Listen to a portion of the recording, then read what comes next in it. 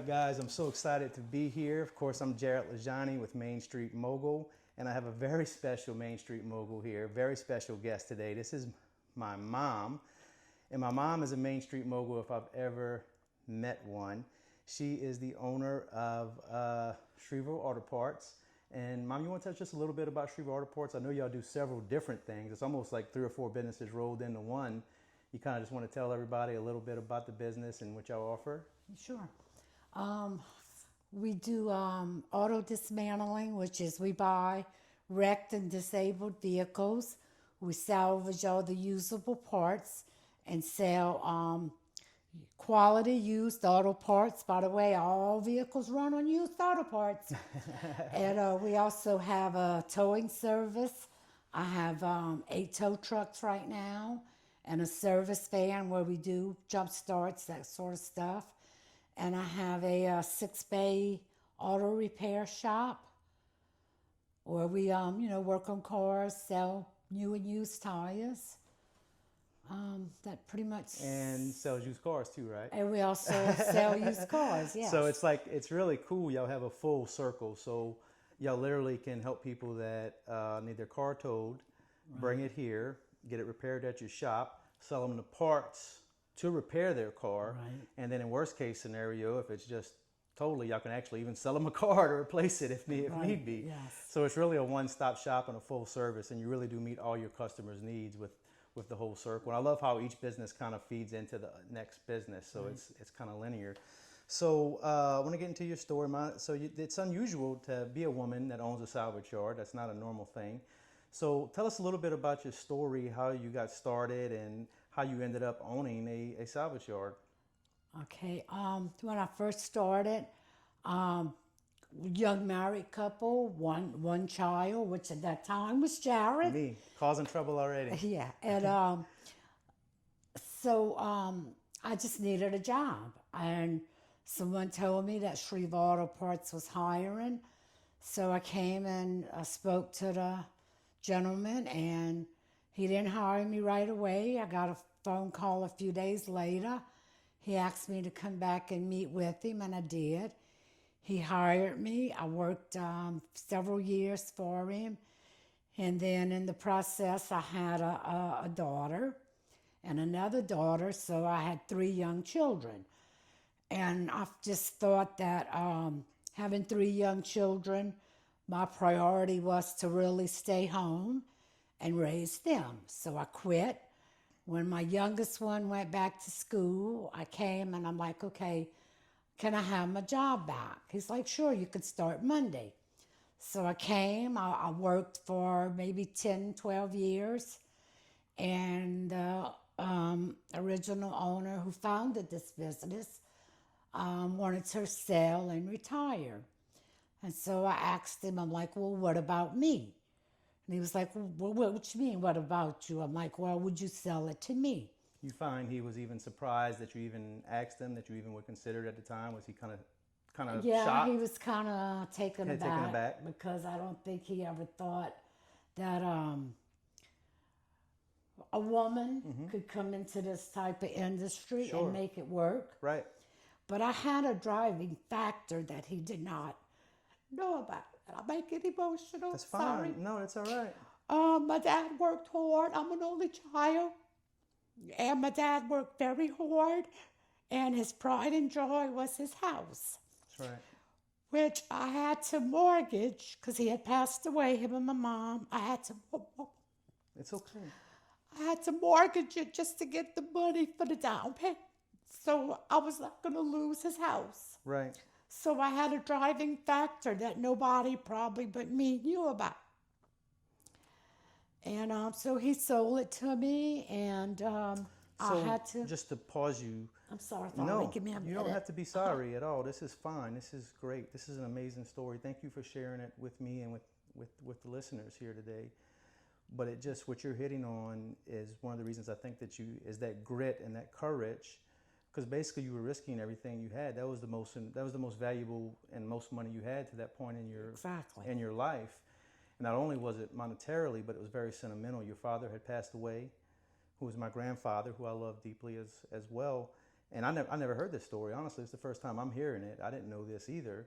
But you literally mortgaged that house just to get enough money to put the down payment to get in here. Correct. And so the man that you went to buy from was kind of taken aback, really didn't believe that you could possibly do it. You had to believe in yourself enough to literally risk the most valuable thing. And it was sentimental too, because it wasn't just about the money, but that was your dad's pride and joy. So to lose it would have been devastating, not just financially, but sentimentally, that would have been devastating as well. Right. But you believed in yourself so much that you could do it, that you were willing to roll the dice and take it. Did you feel at the time like this was your last shot to make it and break out, and that you didn't get these kind of opportunities often in life? Did you Yeah, because I was 40 years old Wow. when I bought this place. Right. Had you tried any other type of businesses in your life prior to that? Yeah, we had tried several little small businesses, 3 or 4. Okay. So y'all And- always had some entrepreneurial, y'all always are trying. Right, and none of them worked out. And I remember when we closed the last one, I'm like, that's it. I'll never own another business in my life. How many entrepreneurs say that? But this came about, and I knew the business. I learned, from the previous owner. I learned just from being here, Sure. hands-on.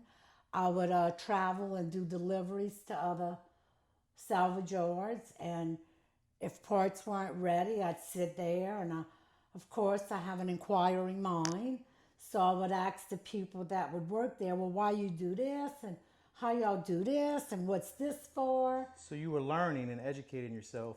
Were you doing that just because you had a natural curiosity, or did you, in the back of your mind, always think that one day you possibly would have the opportunity to take the place over? I don't know. I just had an inquiring mind. I just wanted to know because I was in the industry. I mean, I worked, I did several things when I not only did I do the book work, I done deliveries, and I would sell parts at the front counter. And I'd see how we do things, and I was thinking, okay, what can I do to make myself better? Yes. And so by asking these people that had done this way longer than me, what better way to learn Right. than to ask other people? I think you just hit on like what every entrepreneur starts to think before they go into business. I think you almost got to be a little crazy to own a business and go into entrepreneurship, because you do have to be bold enough to think, man, I could either do it better, be better, I could do it better than the next guy. You really do have to believe that about yourself going to business. And so you didn't even realize it, but all that time you were working here, 12 years, and you were driving a truck and you were meeting other business owners, your natural curiosity was actually giving you the education, and you didn't even know what your future was, but unbeknownst to you, you was getting the education that probably served you extremely well once you finally had the opportunity to buy Schriever. Is that right? Correct. That's so cool. Isn't it kind of just how God lines things up in your life sometimes? Yes, because I shouldn't have had this job to begin with. A friend of mine was offered it first, and she didn't want it. And she told me about it. And when I came in, it was like, no, we don't need nobody. And it was a Good Friday. We was at a party, swimming, balling crawfish, having a good old time. And he called me then, can you come meet me at my house? I'm like, well, okay, that's kind of strange, but I need a job. So, Right? yeah, so I'm going to go. And I did, and that's actually what I got hired. Oh, wow. That is so cool. So now you've mortgaged the house. Right. You've got the money. So you go to them and you say, I have X number of dollars. I want to buy it. I'm assuming you didn't have enough money to buy it outright, because I mean, the house was wonderful, but I know the house. It wasn't a mansion or anything, right? So how'd you work the deal? Not in detail, but I mean, how'd the deal kind of work? Well, he wanted so much down, and then he offered to own and finance it. Man, what a gift. So that, And so, I mean, how could I say no to that? The worst that could happen is I would lose my... be back broke again. That's the Right. word. I was You was already already broke, broke, so so it didn't matter. I Yeah. couldn't get no broker. Right. That's right. So let's just take a chance. And so, a matter of fact, I called my attorney, had all the paperwork drawn up, and then I called the guy I was buying it from and said, look, we have an appointment with my attorney at 2 o'clock tomorrow afternoon. I'm buying Schriever. Wow. And so it was like really a fast Fast transaction. thing, fast transaction. Yeah. Wow. So what did your husband say during all this time? Was he super supportive in you buying it? Did he have his own concerns about it? Or because I know y'all together had done several businesses, and I know y'all worked together in this business, and both of y'all working together was a big reason for its success. But in the very beginning, I know you had the history and the experience. I know it was your ideal to buy Schriever, and that was a big risk for you at the time. What was his initial reaction when you was like, "Hey, I'm about to take all the money we got and put a down payment on owner finance and Well, Schriever"? he supported me because your daddy is a natural born entrepreneur. Yeah, sure, of course. All the other business we had started and failed was his idea, Right. and so he supported me. But he had a job, which he kept, just so that we would have that security That money coming in while to y'all. to pay our bills. Right. And I ate a lot, Because- so you had to feed me a lot. Right. Yeah. And so, he kept his job until we seen that everything was working. And he came aboard. And like all I was pursuing was the auto parts, selling used auto parts. Right.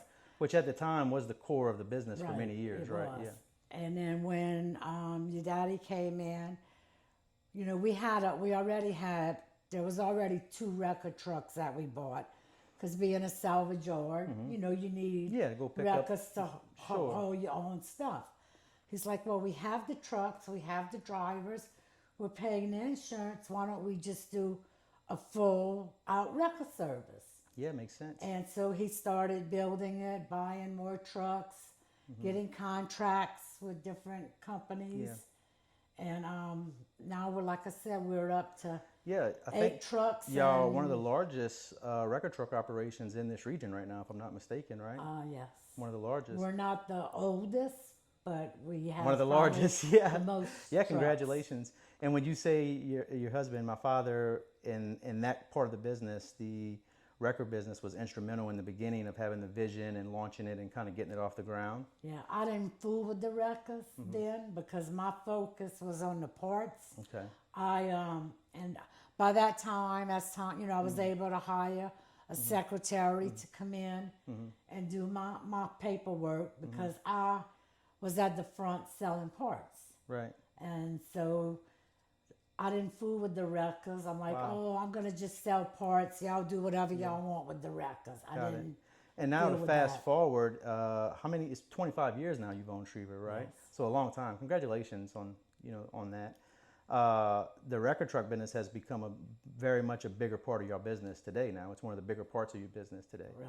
Did you ever foresee that in the beginning, that the record could actually become the bigger part of your business? No, like No? I said, that was not in my focus. My Yeah. focus was on the parts. Got it.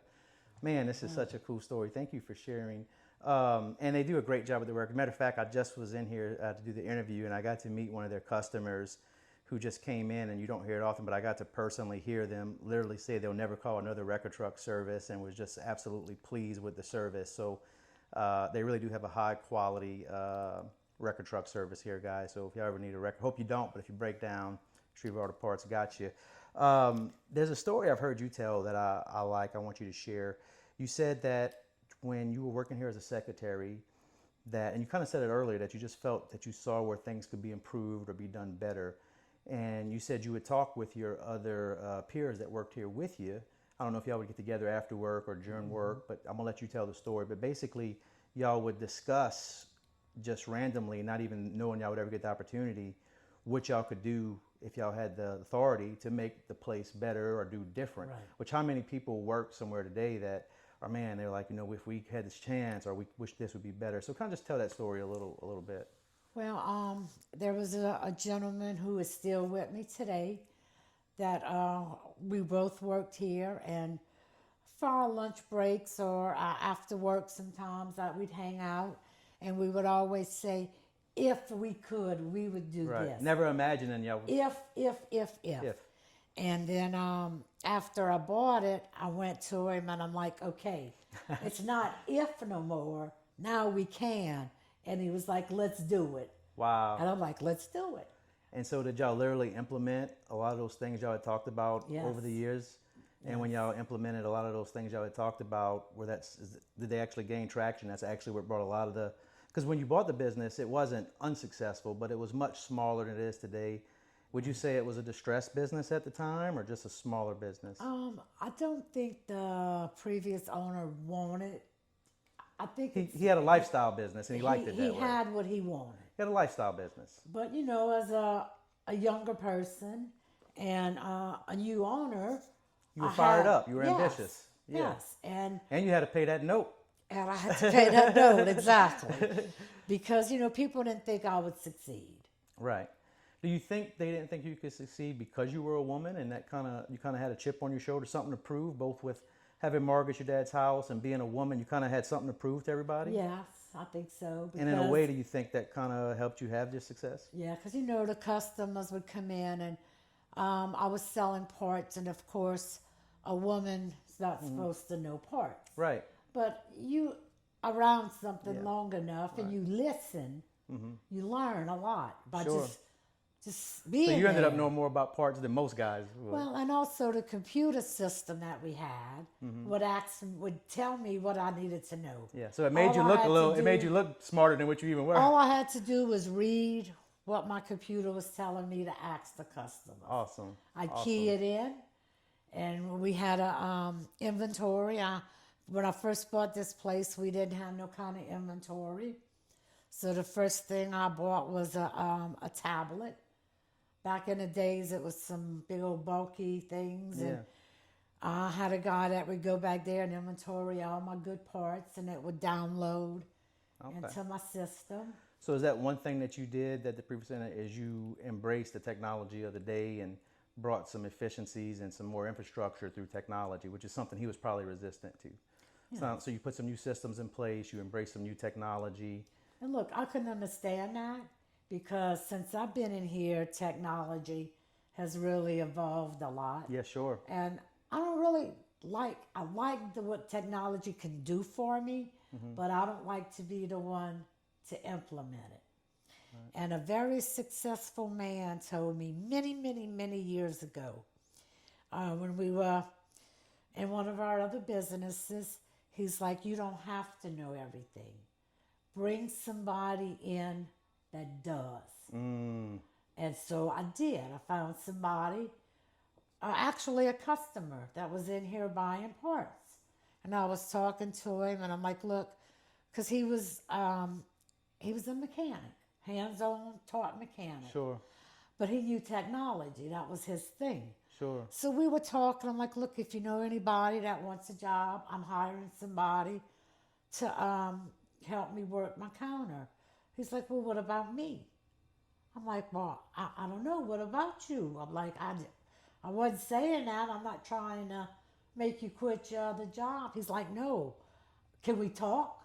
Oh, wow. I'm like, yeah, sure. So we did, and I brought him on board, and he's been with me ever since. Wow. And he takes care of all my computers. Like if minute my computer goes down, I'm on my phone. Hey, right. In my office, I need help. Yeah. It's kind of been your right-hand man. Yeah. But that just goes to speak. You don't, it's challenging to run a business. You can't do everything. You don't know how to do everything, but you can always go out and hire people. And I think that's something I heard a lot of entrepreneurs talk about. Just surround yourself with people that know what you don't know. What you don't know. Yeah. Man, that's good advice. That's good advice. So thank you so much for this. Has you found it extremely challenging? I know we kind of touched a little bit, but over the years, have there ever been anything where anybody directly came at you for being a woman in the industry with your peers and all, or kind of came at you in a way that really made you feel kind of discriminated against? Well, when I would get some of the customers at the counter and I would ask them what year vehicle you have, and they'd say, I have a 97. I'd be like, well, I'm sorry, but they didn't even make that vehicle in 97. Oh, you don't know what you're talking about. Which I can read. Right, yeah. And my computer would tell me everything I needed to ask. Yeah. So, of course, I was young. I was kind of a little more fiery when you were young. Yeah, and so when they would give me a hard time, I'd start asking them questions that were really irrelevant. Got it. And they couldn't answer me. Right, got it. And so when that would happen, then I would start to gain some respect.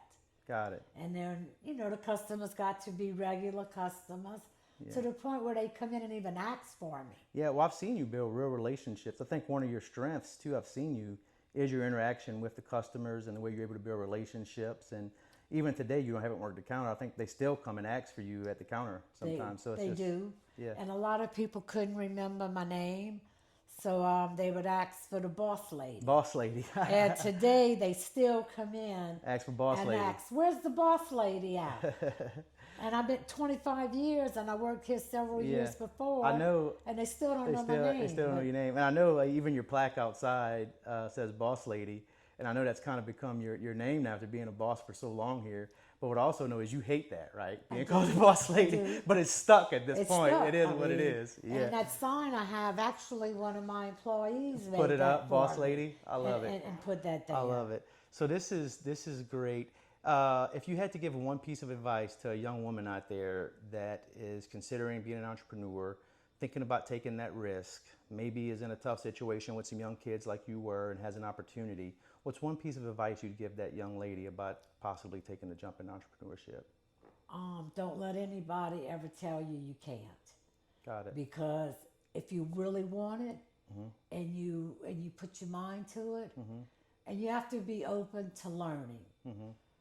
Talk to people that are in the industry, that have been there longer than you. Take their advice. You may not like it, but if you take it, you will be successful.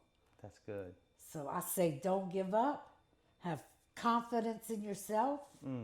Not to the point of being cocky, but confidence. There's nothing wrong with being confident in your abilities. Yeah, knowing who you are and owning it and believing it. Yeah. That's so good. So what is the future of this industry as you see it? What's the future of this industry, and what is your vision for the future of Shreveport Auto Parts? Where do you want to bring it, and what are you putting your energy in now? Actually, I have kind of slacked on some things because I don't like the technology. Okay. So there was some things that I should have probably done in the past that I did not. And to play catch up is hard. Of course, yeah. So the used parts, they kind of take care of themselves.